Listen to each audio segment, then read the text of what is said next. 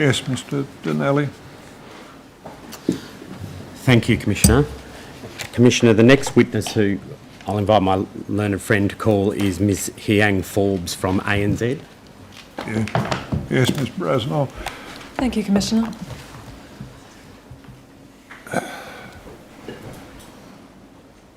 Now, Ms Forbes, would you prefer to take an oath or make an affirmation? Take an oath, please. Yes, swear the witness, please. I swear by Almighty God I swear by Almighty God that the evidence I shall give that the evidence that I shall give will be the truth, will be the truth, the whole truth, the whole truth, and nothing but the truth. and nothing but the truth. Thank you. Do sit down, Ms Forbes. Yes, Ms Brasnell.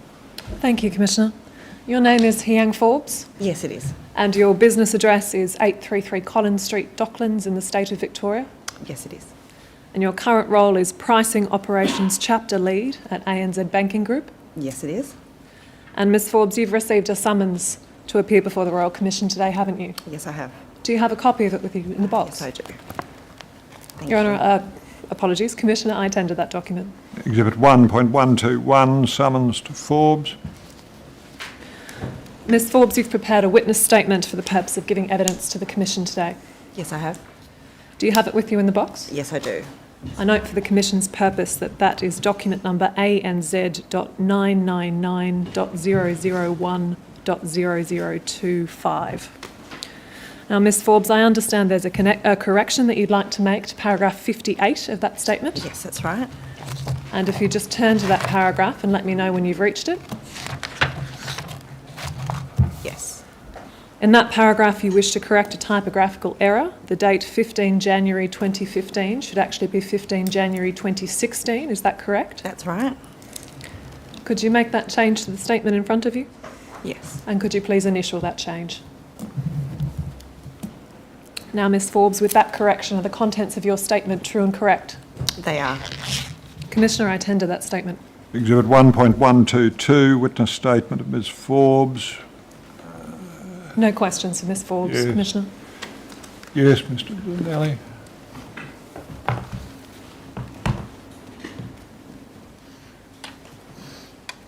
Hello, Ms Forbes. My name's Albert Donnelly and I'm one of the counsel assisting the Royal Commission. Your current role at ANZ, Ms Forbes, is Pricing Operations Chapter Lead, is that right? That's correct. Can you describe that role for the Commission? My current role? Yes. Yep. So I manage a pricing operations desk. So I've got a team of 7 pricing operations experts, and we receive pricing requests and requests for pricing quotes for retail banking products. I see. And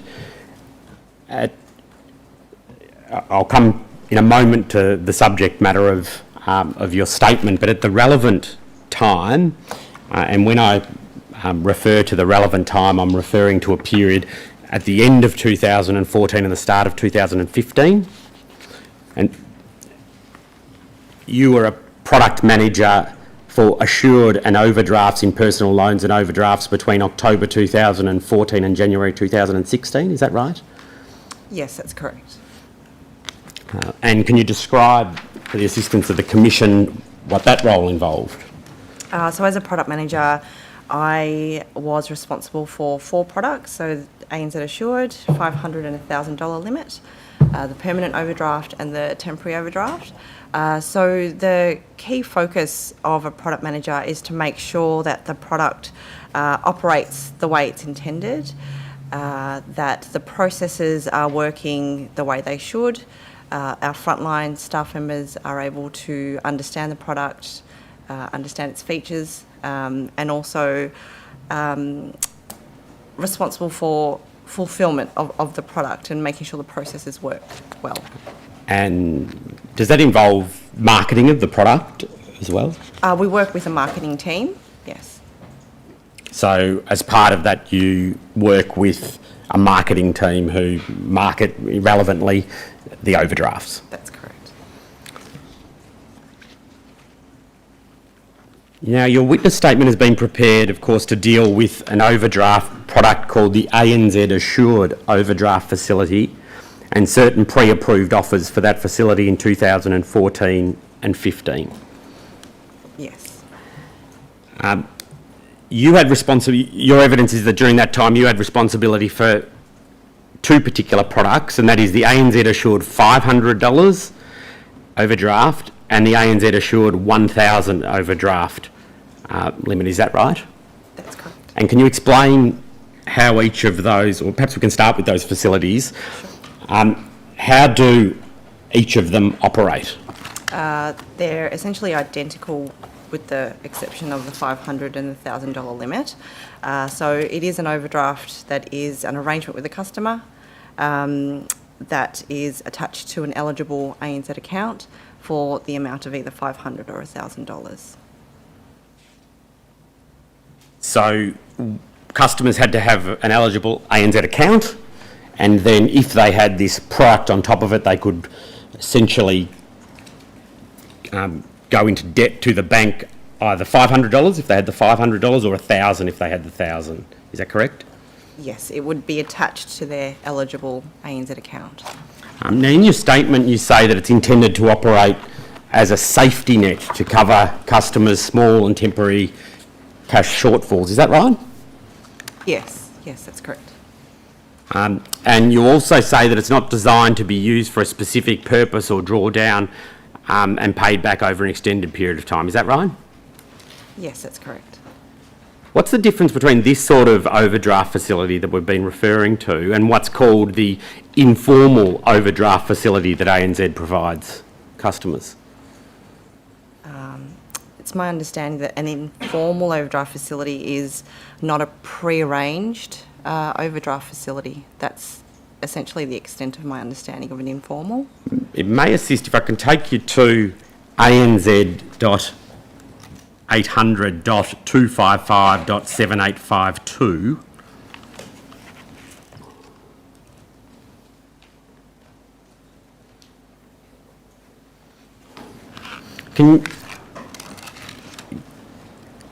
Can you explain what this document is that's up on the screen at the moment, Ms Forbes? It's the Assured and Personal Overdraft Terms and Conditions document.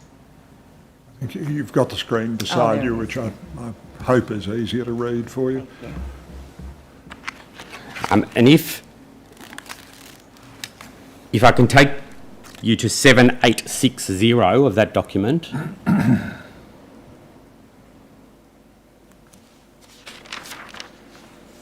There's a reference there to, at point 8, your linked account has an informal overdraft facility. The informal overdraft facility is a service provided by ANZ to give customers a convenient way to meet unplanned short-term borrowing needs. Do you see that?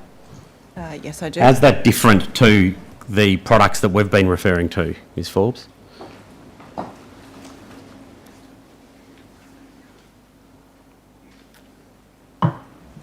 It's different in that it's not a pre-arranged credit facility. So it's an informal overdraft, if you like. So it's not something that is known or pre-arranged with the customer. Okay, so if you have this account, according to the terms and conditions, I go to point 8 and I look at this and I say my linked account has an informal overdraft facility and that gives me a convenient way to meet unplanned short-term borrowing needs. Is that right? That's what it states there, yes. And you would agree certainly that that's something that ANZ, that's akin to or similar to the product we've been talking about, the $500 and $1,000 overdraft. It's not one of the products that I managed, but it does have similarities. Once a person has an overdraft, whether it be one by way of an informal one or the 500 or 1,000, you'd agree that it's not, how people use that is not something that ANZ can control. It can be used for anything that the person purchases.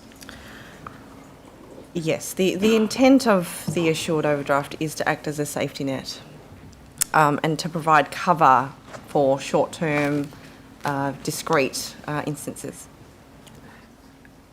and which is the same, as I understand it, as the informal overdraft. That's what that's intended to do too, according to the terms and conditions. Yes, it looks that way. And once the customer starts using an overdraft facility, interest starts accruing, doesn't it? Yes, it does. What was the interest rate, if I go to that particular time, what sort of interest rate did the ANZ assured product have? This is end 14, start 15, is it? Sorry? End 2014, Yes, start sorry. 2015?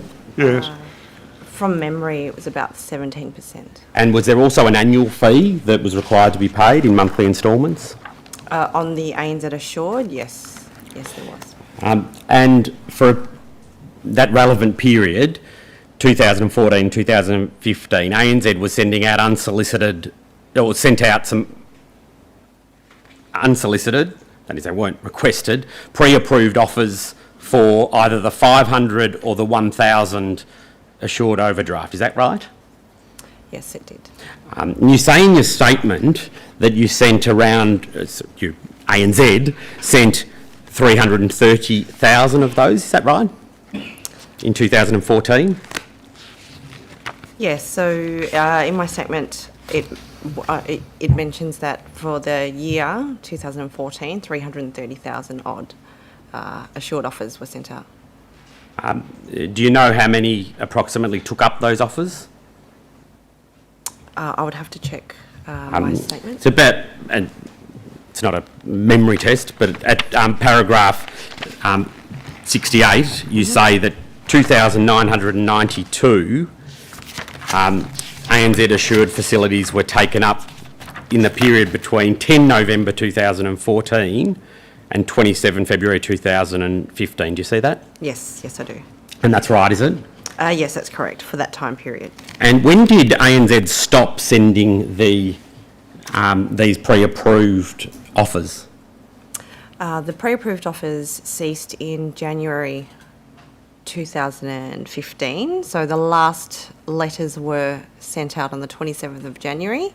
There's a 30-day offer period, so the last date in which they could be accepted was the 27th of February 2015. I see. Now, given your experience and extensive experience at ANZ, you'd be familiar that ANZ must, and was certainly required to at the relevant time, do certain things before entering into a contract with someone? Yes, I am aware.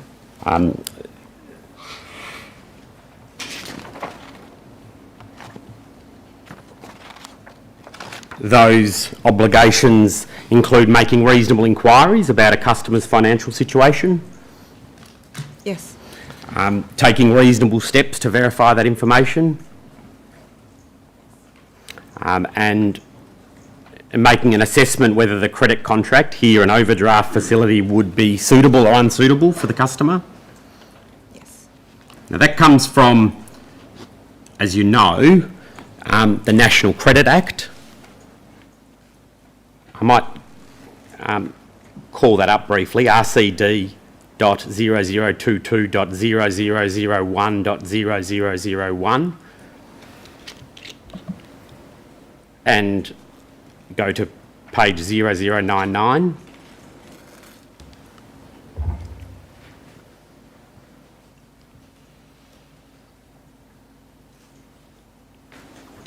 Yes, yep. And if you can take it from me, Ms Forbes, that the purposes of paragraph 128D, that provides certain things that a licensee, that ANZ must do. It says it must do the things in section 130. And a licensee, so ANZ, must, before making an assessment, do various things. One is make reasonable inquiries about the consumer's requirements and objectives in relation to a credit contract. Do you see that? Yes.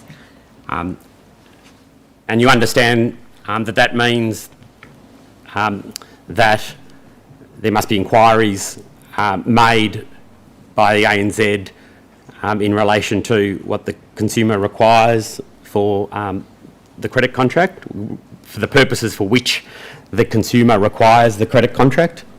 Could you repeat that? Sorry. That's my fault, Ms Forbes. 1A provides that ANZ must make reasonable inquiries about the consumer's requirements and objectives in relation to the credit contract. Yes. And D, make any inquiries prescribed by regulations about any matter prescribed by the regulation. So there's also, as I'm sure you're aware, a set of regulations, and I might take you to that.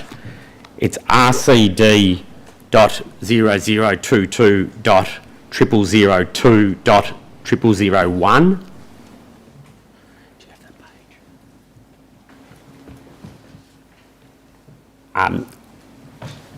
So these are the National Consumer Credit Protection Regulations. Now, this is not a legal exam, Ms Forbes, but if you go to, sorry, if the operator could kindly go to point 0104,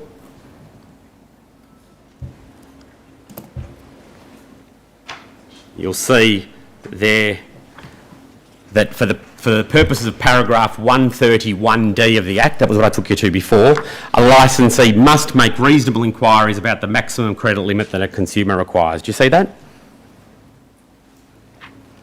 Yes. And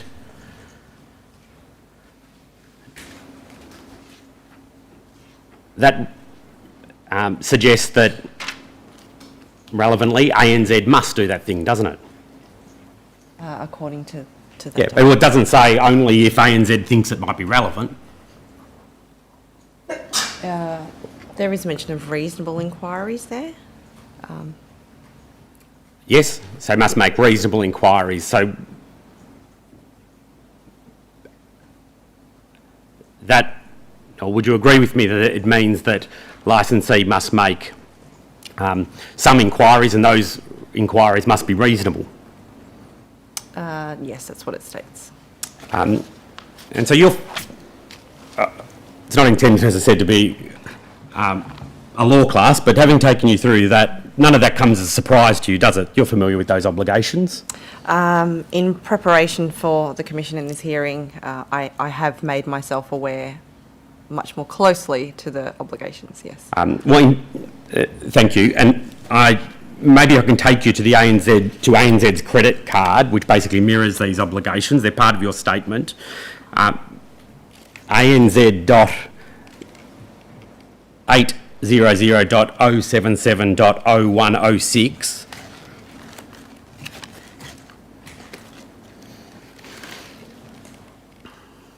I think you said credit card, it's the credit guide. Credit guide. Thank you, Commissioner. I'm sorry, I've got credit cards on the mind. Can you perhaps explain what the ANZ credit guide is, Ms Forbes?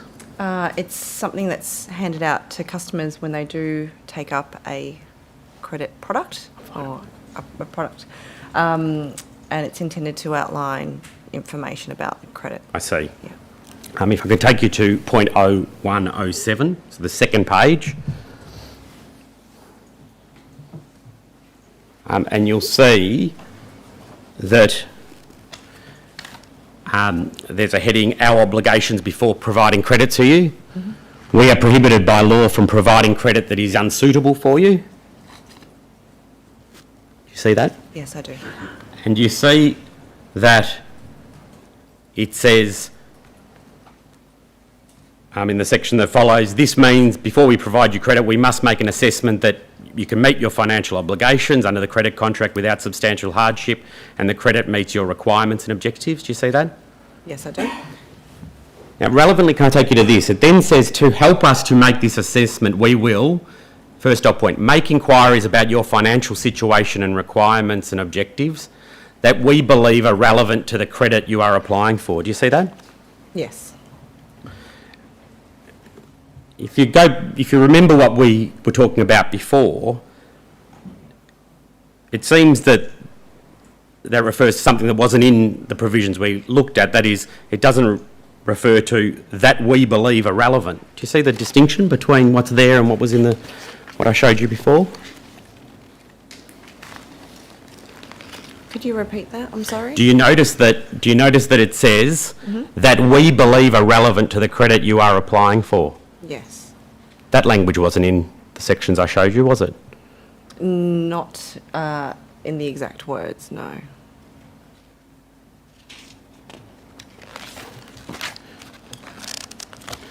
Do you think that the requirement to make reasonable inquiries can be fulfilled without asking the client anything?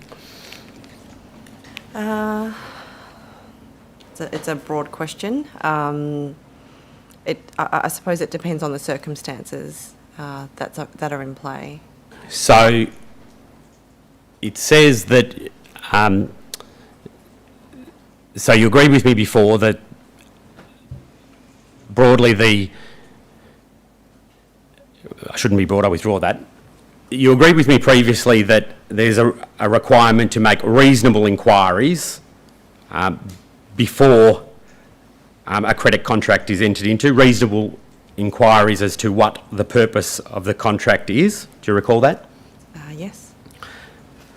How is it said, or perhaps I should say it in this way, how is it said that you can make reasonable inquiries if you don't make any inquiries? Is that a very fair question to put to Mr. Dinelli? Perhaps not. It's The either the point's good or it's bad, and I'm not sure that I get anywhere by her No, I accept that. I'll withdraw the agreeing or question. disagreeing with it. Do you think, perhaps I'll put it this way, Ms Forbes, do you think that the customer's requirements and objectives can be assessed without asking the client about their requirements and objectives? I think if I link this back to the ANZ Assured offers that were sent out, which is, I think, the subject of my witness statement. So the purpose of the offers that were sent out or the inquiries that were made were, in our minds at the time, reasonable due to the intended purpose of the ANZ Assured product that we owned and managed and sold. And also the size of the limit being $500 or $1,000. It was deemed reasonable and scalable. And we'll come back to that language in a moment. But let's go to that letter, in fairness. So ANZ.800.255.7837.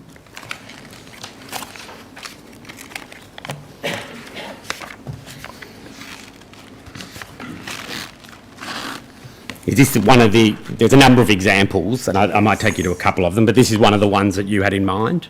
Yeah, that's correct. And it says here, this is obviously a sample, dear Mr.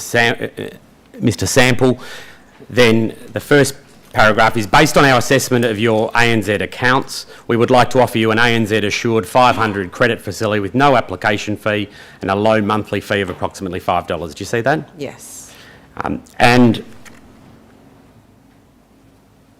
if you go then down slightly, it says you should read the letter of offer overleaf and the terms and conditions booklet. But after that's done, the good news is that with ANZ Assured, you're already approved. Do you see that? Yes. You saw previously it said that you've been, in fact, in large type, you're pre-selected for ANZ Assured. Do you see that? Yes. And it says there's no application fee. Yep. Well, it's not an application, is it? There was no application made. No. And activation is quick and simple. And one phone call is all it takes. That's correct. And then it says you only pay interest on the credit you use. That's correct. Why would a customer pay for credit they don't use? It might be said. That's right. So. Now, if you go down slightly, a little bit further. At that time, did ANZ charge unused limit fees on some overdrafts? The monthly fee would be charged regardless of whether the limit was actually drawn down upon or used. We didn't call it that though. You didn't call it an We didn't unused call limit it- fee, but No, there was in a monthly effect, would it fee. be an unused limit fee? Yeah, I think it Oh, operates yeah. the same way, Commissioner. Maybe inaccurate, but There was a fee, yes. And that was the $5 a month fee that we saw on this, isn't it, Ms Forbes? Yes. Sorry, we'll go down a little bit more if we could.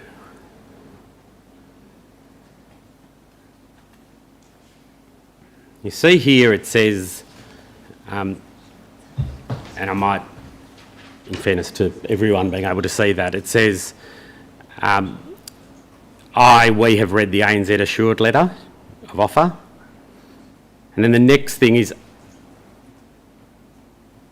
sorry, not the next, but the third thing is, we also confirm that we can repay this credit limit of $500 without substantial hardship. Do you see that? Yes. And then there's a note, if your personal circumstances have recently changed or are likely to change in the near future in a way that could adversely affect your financial position, please do not accept this offer, but call us. Do you see that? Yes, I do. Because no inquiry had been made before this offer was sent as to customers' personal circumstances, had they? The inquiries that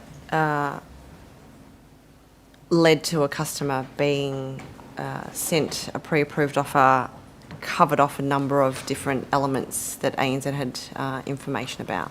So if I can go into that at this point. Can I put it perhaps as we will come to that. Okay. But am I right to say that before this letter, however, no inquiry had been made, reasonable or otherwise, no inquiry had been made as to the purpose for which the person required, or indeed if they did require, a credit contract? Not specifically to purpose, no. But the intention, as mentioned before, is that the ANZ assured product is for temporary shortfalls. I understand that that's what you say the purpose of the product is, but the question I'm getting at is I'm coming at it from the other side, from the side of the consumer. Receiving this, they haven't said to ANZ anything about what their requirements are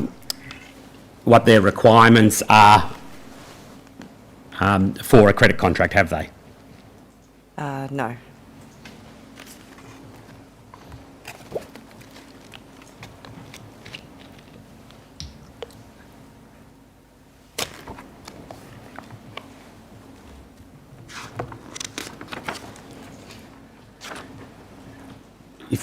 If I could go to RCD RCD.0022.0001.0001.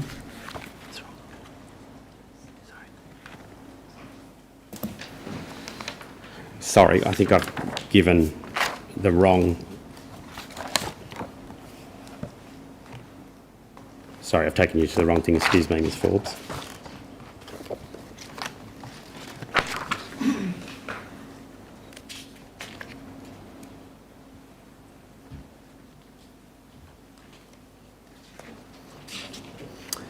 Now, you referred earlier to the processes that occurred at ANZ before these letters were sent, and you deal with them in your statement. Now, some of the statement is confidential because it involves the processes applied by ANZ, and I'll ask you about some of those things at a high level so that we don't disclose that confidentiality unnecessarily or improperly. Am I right to say that the process of inquiries and verification criteria considered what amounts were paid into an ANZ account? Is that right? That is an element, yes, that's correct. And also consideration of other ANZ accounts and their use over the previous 12 months?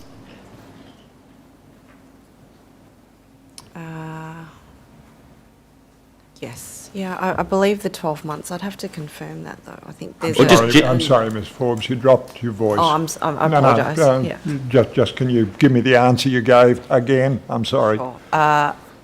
There is a review of transaction history. The 12 months, I'm not 100% sure of, so I'll have to check. And look, nothing turns on it, but if we could but it is right to say one looks at the ANZ accounts broadly for a period preceding the making of the offer. Yes, that's correct.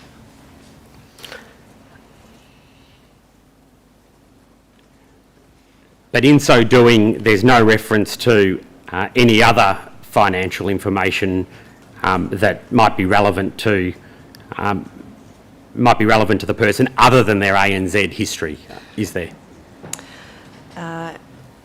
As far as the ANZ Assured is concerned, in terms of the accounts that it's eligible to be linked to,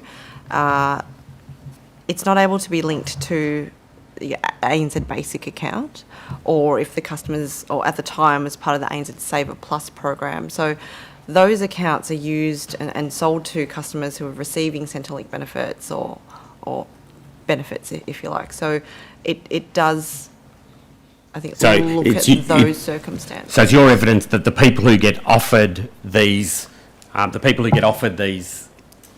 at the relevant time were offered the $500 or $1,000 weren't, for example, and use the example of Centrelink benefits because they wouldn't have had that particular account. Is that right? That's correct. Okay. And when we were talking previously about the requirements to make reasonable inquiries, you recall that requires lenders to seek information from a customer, and it wouldn't in and of itself be enough just to consider what accounts it had with ANZ and no other details. I understand that now, yes. And likewise, ANZ didn't have any idea if the customer needed, as in required, or wanted, or actually wanted, as in I want to have a overdraft. ANZ made no inquiries to that, did it, before sending the letters? No. It's a complementary product. Well, when you say it's complementary, it is a credit contract though, is it not? Yes, it is. So once a person was filtered for eligibility using these references within ANZ's system, then if one went through that process and there was no ineligibility, ANZ would send the letter to the relevant people offering them that overdraft. Is that right?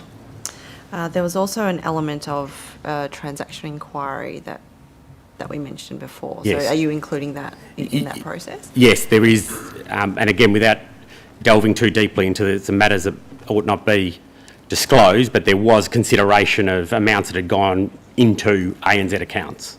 Yes. But nothing was asked about, for example, if a customer had dependents or what their work status was at the time?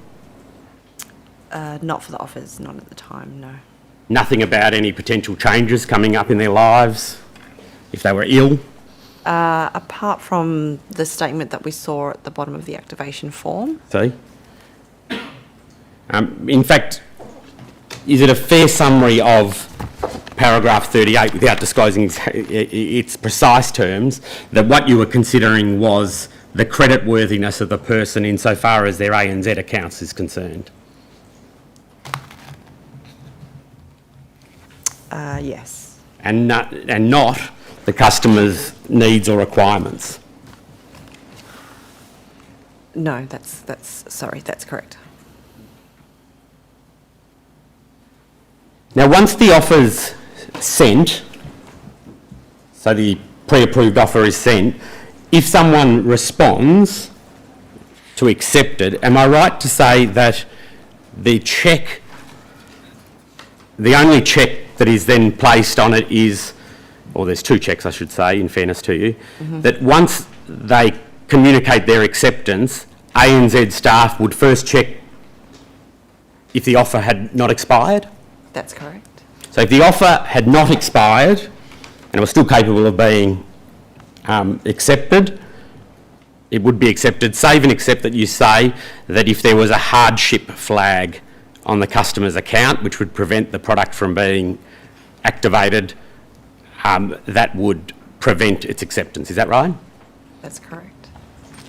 And there would only be a hardship flag if the customer had himself or herself contacted ANZ to that effect, wouldn't there?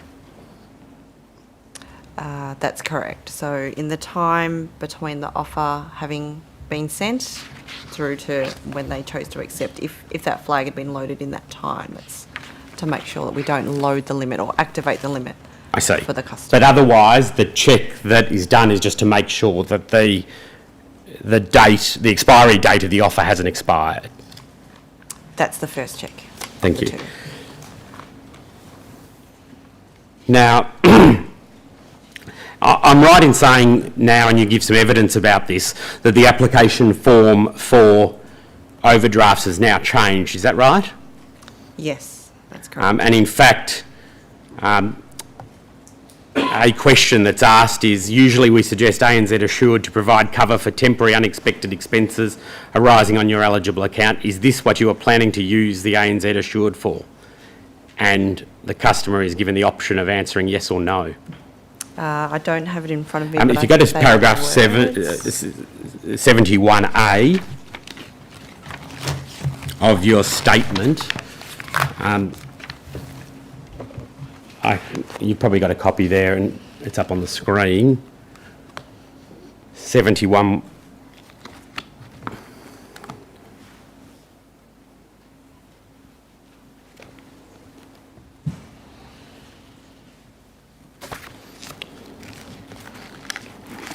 You can see that one of the questions that I asked you previously was whether or not ANZ asked about why the person wanted the ANZ Assured product. You recall that? Yes, I do. And that no questions were asked about that by ANZ at the relevant time. Yes. And a question is now asked in the terms of 71A1. You see that? Yes, I do. Can I take you to some of the correspondence that's that's exhibited to your statement, in particular at H1. In fact, the first document, which is ANZ.800.077.0001.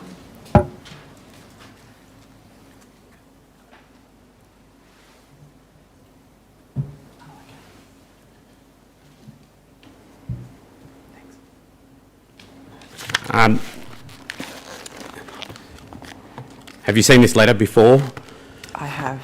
Sorry, this is exhibited to your statement.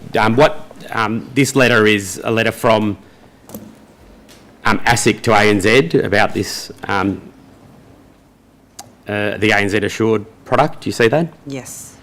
And you see that some of the terms that we've already discussed this afternoon are referred to there. Your already approved activation is simple and quick. Do you see that? Yes. And a series of questions are asked of ANZ in that letter, That's correct. including how ANZ, number 5, how ANZ complies with each of its obligations in subsection 130, subsection 1 of the National Consumer Credit Protection Act in relation to its unsolicited offers for an ANZ Assured overdraft. You see that? Yes, I do. Now, a response was sent to that letter which is the next document, which I'll go to perhaps before lunch, if that's convenient. ANZ.800.255.7833. And you see that one of your, or two of your colleagues, I should say, Mr. Shaw, Mark Shaw and Bob Ballon responded, if you can take my word for it, that they signed the letter. Yeah. They responded to Mr Thompson at ASIC. Yes. And there's an explanation there about the product. And can I take you specifically to one aspect of it, and that's at question 5 on page 7835. Now, you'll recall that this question was how ANZ complied with subsection 130, subsection 1, to make reasonable inquiries about the consumer's requirements and objectives in relation to the credit contract. And you'll see that at 5A. Can you see that?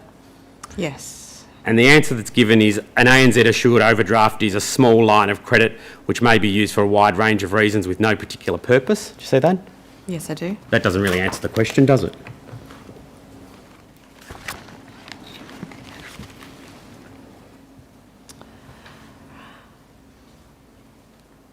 Not in black and white, no.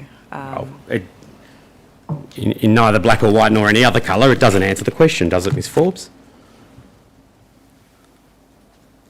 No, it doesn't. That's right.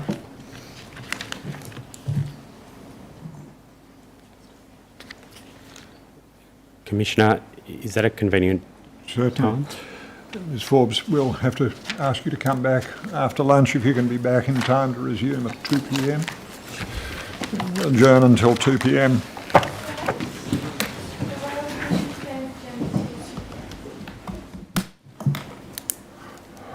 And in the last paragraph on that page, if I can take you to it,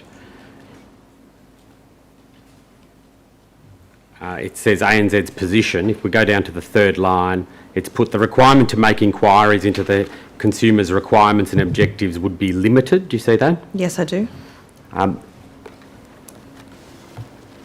But it seems that limited though they may be, there still needs to be some inquiries that are made, don't there? According to the Act, yes. Yes, there does. Thank you. And if you go to the next page,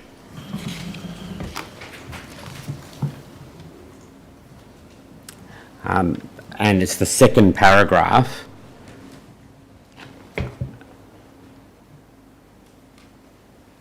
you say ANZ said ANZ's inquiries into a customer's financial situation for the overdraft offers were tailored to the nature of the product. We do not consider the process adopted for the assessment of overdraft offers was an example of ANZ scaling down inquiries due to the amount of credit offered. What do you mean by scaling down there? There were no inquiries made. According to the criteria that was used to build the offers, I believe that's what that's in relation to. But insofar as, is it your position, is what you're intending to say that because of the amount in issue, ANZ could scale down its inquiries such that it wasn't necessary to even ask if the person required or desired that particular product? I didn't write the letter, so I'm actually unsure about the intent of that sentence. I see. And you've given evidence that that no inquiries were made in that regard, and in that, and you wouldn't, or it's not your language to use the ANZ scaling down inquiries. That's not my language, no. If we could go down a little bit further, please.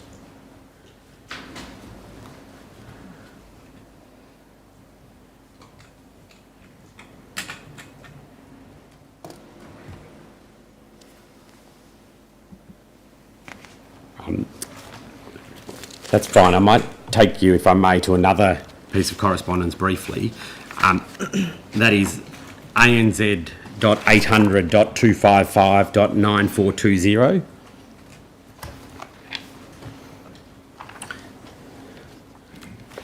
Before I take you to that letter, Ms Forbes, the pre-approved letter offers That was a major plank, was it not, of the marketing of the assured overdraft? It was the only form of marketing in place for the overdraft. Thank you.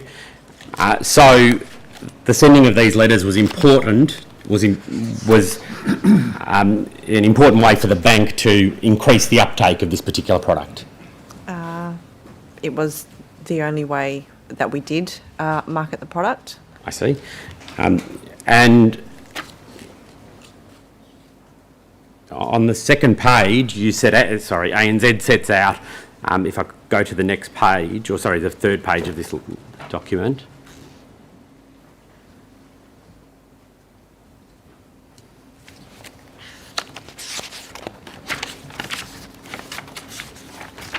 Just bear with me for a moment.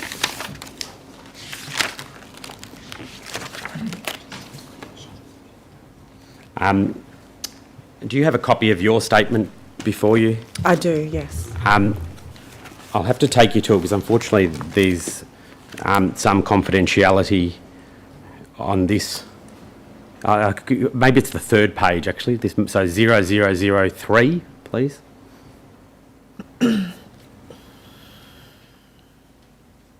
Thank you. Thank you. And ANZ, I think it's fair to say, sent quite a lot of letters in the form of pre-approved offers over the years, didn't it? Yes, the numbers state. Yeah, state so, so in 2011 there was nearly 600,000, 2012 243,000, 2013 372,000 and 2014 330,000. That's correct, yes. Now,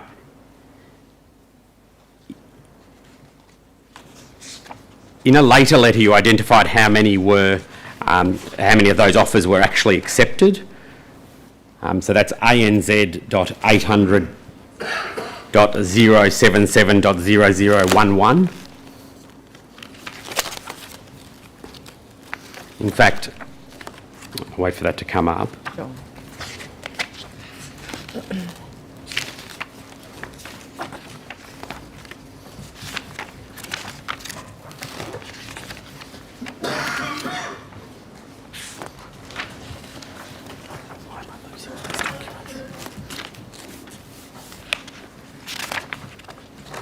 I think I've got the wrong letter. I've got the wrong number. I'm sorry, Ms Forbes, Commissioner. ANZ.800.077.0033.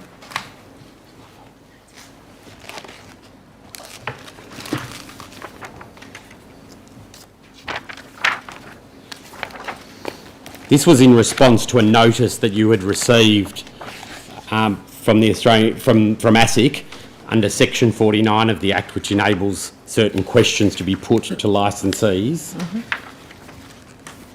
On the next page, if I can take you to 0034.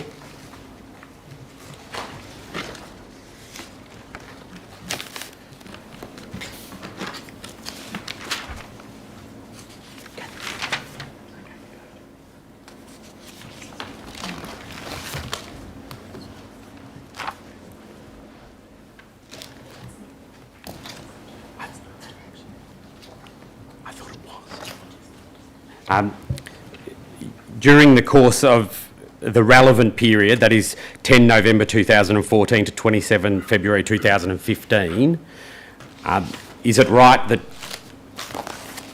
2,992 offers were accepted? Those figures can be ignored, and in fact we could put the screen down, but if you go to paragraph 68, that accords with your evidence at paragraph 68.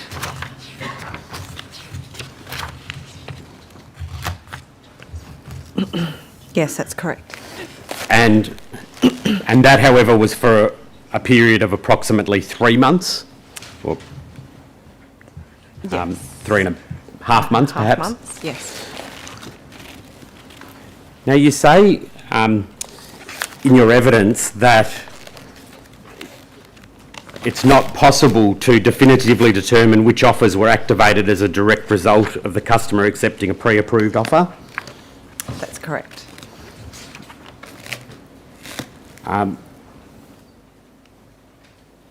Is it not the case that these offers that were is it not the case that during that period the amount of offers that were all accepted in response to the pre-approved offers? Sorry, could you reword? Is it not the case that the 2,992 offers were all in response to the pre-approved offers? That's correct, yes. That's what that number is referring to. And in fact, that's one of the ways that that you would assess your marketing to work out if it's working, to measure the number of people who accepted a particular invitation or offer in this case. That's something that the marketing and the analytics teams would use to monitor the uptake. I see.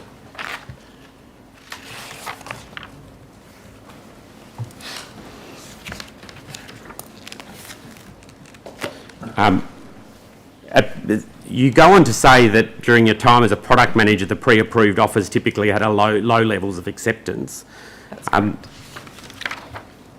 Is it right to say that they were low levels of acceptance in circumstances where there was that many people in a period of 3 months? That is nearly 3,000 people in 3 months.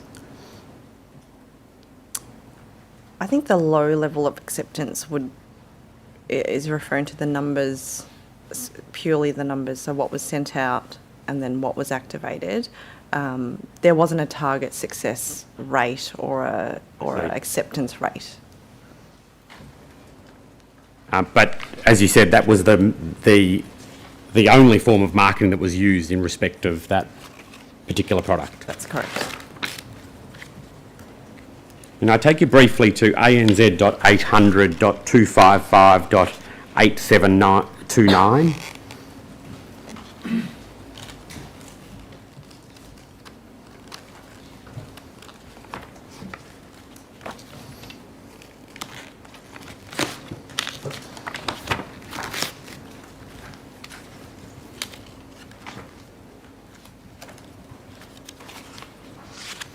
And this letter, ASIC noted that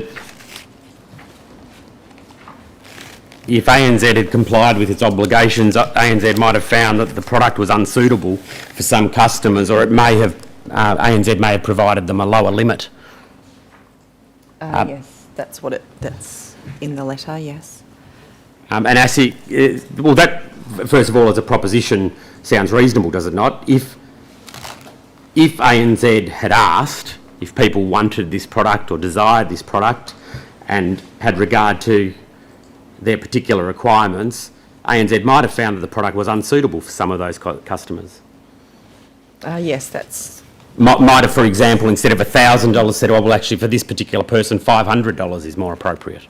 It could have been the case, yes. And ASIC in that letter said that it considered it appropriate for ANZ to review the facilities in order to remediate customers who might be in that circumstance.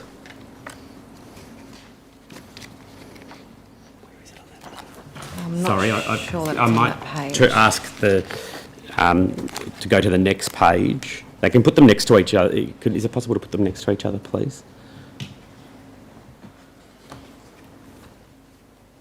And you'll see just above response required, that paragraph says, we consider that it's appropriate for ANZ to undertake a review of the ANZ assured facilities provided in order to remediate customers who ought not have been provided with the facility or only provided with a facility with a lower credit limit.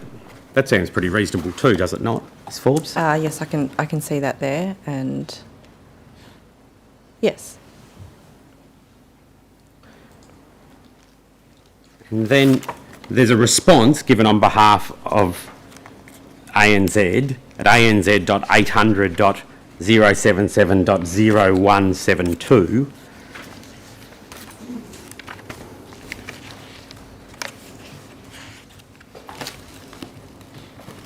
Did I miss the infringement notices? I'll go back.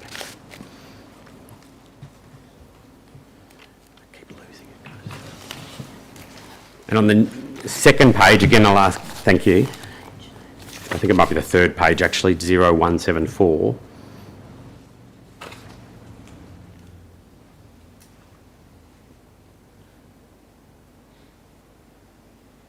ANZ there said that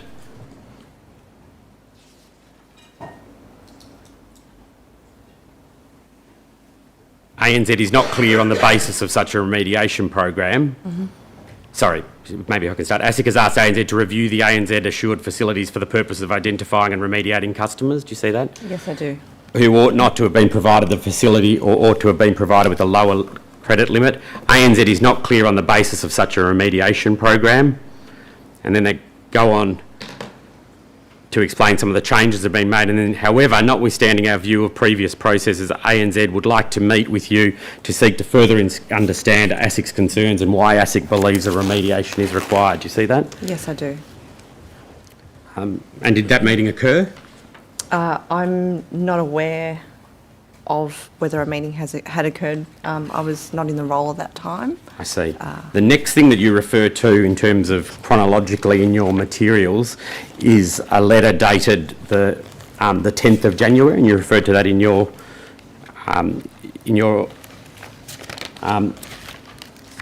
statement. Do you recall? Yes, I do. And I'll come to that in a moment. So there was clearly an impasse of sorts between ANZ and ASIC. But what happened in the interim, and I am jumping in terms of dates for which I apologise, but at the start of 2006 an infringement notice was given to ANZ. You're aware of that? Yes, I What am. year? At the start of 2016, the 5th of February. Slightly out of order, Commissioner, but if one goes to anz.800.255.9022,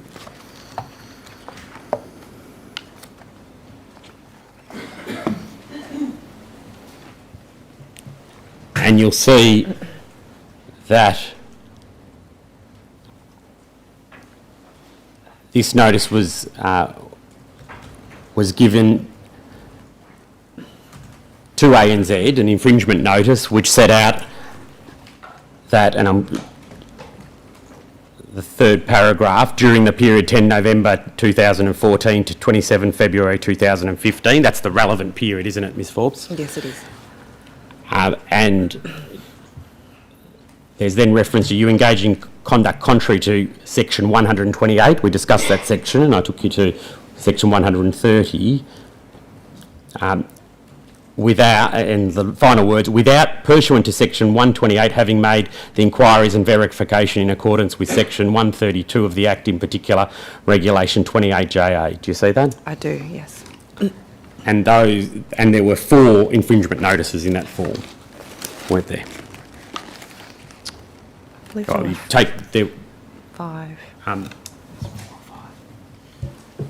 I think it might be 5. You're right, Ms Forbes. That were issued, and they were all issued at that time, weren't they? They were. And all dealt with the same conduct, that is the conduct of the pre-approved credit offers, the overdraft offers. Yes, it did. I said that I'd come back to it, and I will now. You refer to the ASIC letter of 10 January 2017. Do you remember that letter? This is the last letter that you refer to, and you actually refer to it in your statement. Yes. On 2 occasions. At paragraph 65.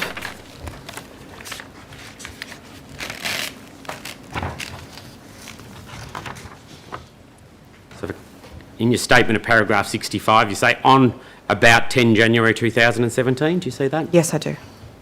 And you quote part of that letter. The letter also stated that on the basis of the information provided and the changes the ANZ has made, we do not propose to make any further inquiries at this time. Do you see that? Yes, I do.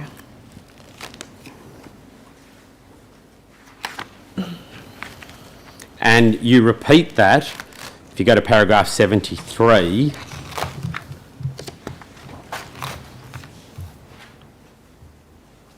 where you again quote that part of the letter. Can you see that? Yes, I do. But the letter dealt with another issue, didn't it, Ms Forbes? What do you mean? If we go to the letter Yes, please. itself, which is ANZ.800.255.8807,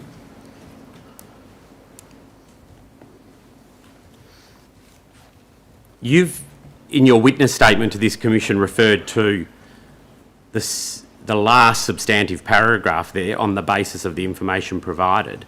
But previously, the letter said, we ask that the ANZ provide remediation on a case-by-case basis to ANZ assured customers approved via the ANZ's previous application process in response to pre-approved ANZ assured offers, close bracket. Yes. For example, in determining what action the ANZ should take in response to any hardship, arrears, default by these customers, we seek that ANZ assess whether the income and expenses used by ANZ in its unsuitability assessment reflected the customer's actual financial situation and provide appropriate remediation. Yes. You didn't refer to that in your statement though, did you? No, it wasn't in my statement. In fact, in your statement you were also asked, and you'll recall ANZ received an outline of some answers that were required in a statement. Do you recall seeing that for the purposes of this commission? The questions The for the case questions study? that ultimately became your statement? Yes. One of the questions, if you go to page 10 of your statement,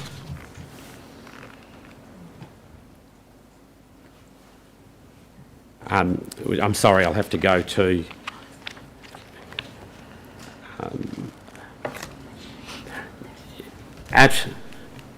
you see the questions, question 10 and question 11? Yes, I do. Question 11 says, explain how and when ANZ communicated with those customers and what was communicated. Do you see that question? Yes, I do. You didn't answer that question in your statement, did you?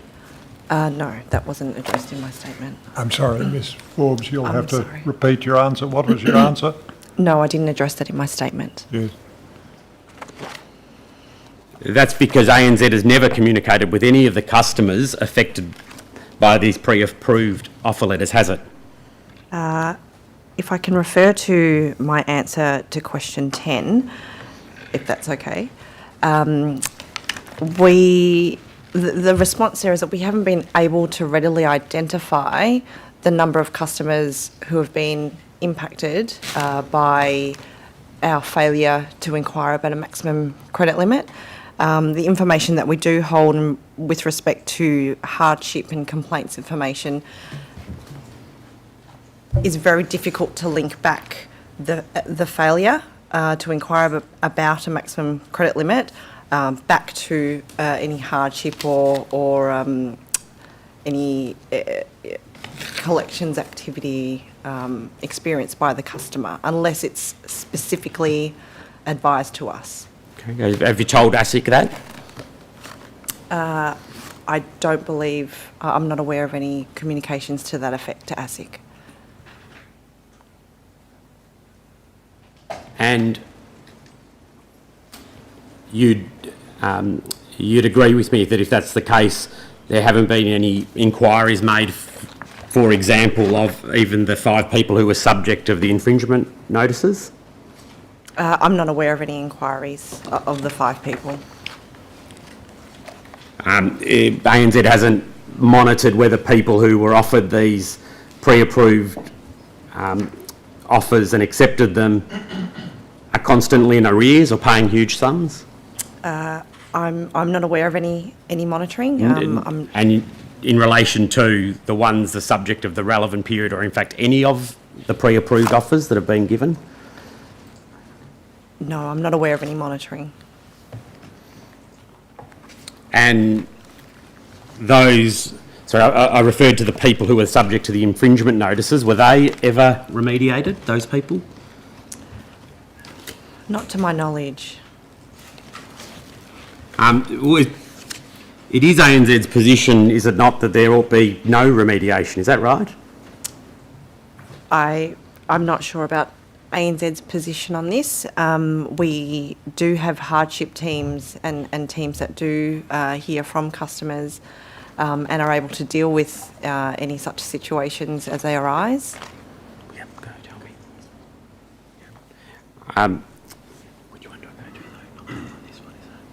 Why do I have to go to the one?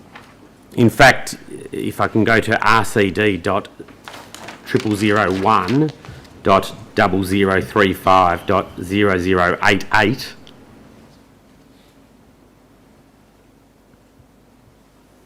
Have you seen this document before, Ms. Forbes? I have. This is ANZ's response to a letter, or the second letter, as it's been described, of the Commission dated the 2nd of February. Do you see at 1.2a it says that helpfully ANZ's gone through this material and shaded some of the material that we'll come to in a moment, and that relevantly 3 says so part 1 contains in tabular form the further details sought by the Commission concerning, and I'll jump ahead to 3, certain instances where a question of misconduct has arisen but not been determined, thank you, and in the time available ANZ has been unable to determine whether there has been misconduct but has disclosed the matter to assist the Commission with its work. Do you see that? Yes, I do. And it's denoted by pink shading. Yes. If I can go to point 0128. Excuse me. Just about there, I think.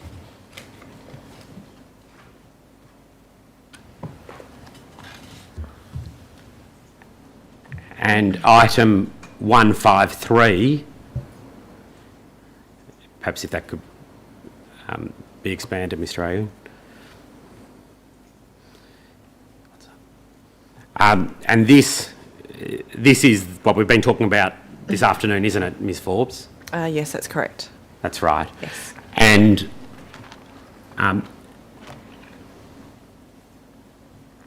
the pink shading suggests that that it hasn't been determined here by ANZ, and ANZ has been unable to determine whether there has been misconduct in this circumstance. Are you aware of that? I am. I've seen this. And just as a response to this, is the payment of the infringement notices by ANZ wasn't an admission of any contravention of the Act, hence the pink shading. Sorry, you wanted to say something else? Were you cut off? No, I wasn't. No. Sorry, Ms. Forbes. Sorry, I'm speaking very softly. I'm sorry.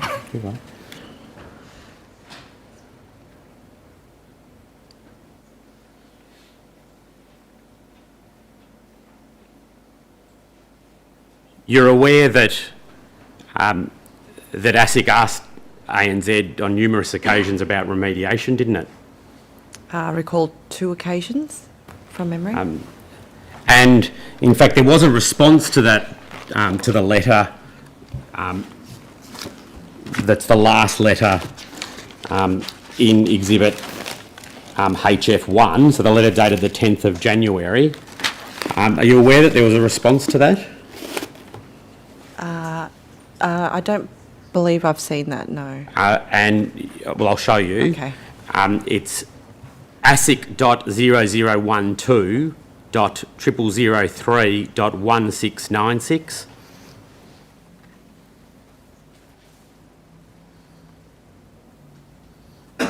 Now, you weren't on this email, I'm not putting it to you for that purpose, but it's a response from Mr. Shaw, who's been the signatory to these letters on behalf of ANZ, and you'll see about halfway down the page, Mr. Thompson, the ASIC representative with whom ANZ had been dealing, had sent the letter that I've just been talking to you about. Mm-hmm. And Mark responded some 9 days later, "Happy New Year, Anthony. Thanks for this. We acknowledge receipt, including ASIC's request case-by-case remediation." Do you see that? Yes, I do. But you're not aware of any remediation having occurred? No. I'm not aware of any remediation having occurred. I'll go back to it.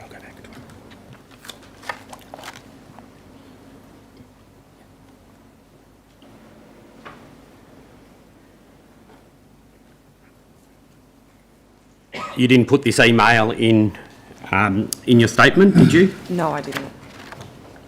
Are you aware whether or not it's been provided to the Commission by ANZ? I'm actually not aware, no. Can I tender that, please? Yes, and what about ANZ's response to the And- 2 February 18 inquiry? Yes, both, if I may. I'm sorry. Item 153, in ANZ's response to 2nd February 18 inquiry, RCD 0001 0035 0088 will be Exhibit 1.123. Exhibit 1.124 will be email ANZ to ASIC 19 January 17, ASIC 0012 0003 1696. Thank you. Just ask her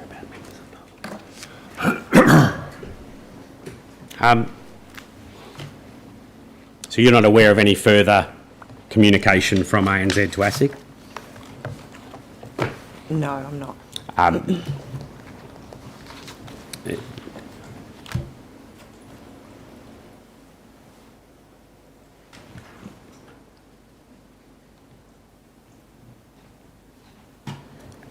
And there's been no acknowledgement of any misconduct by ASIC after this letter, as far as you're aware? Conduct by ASIC.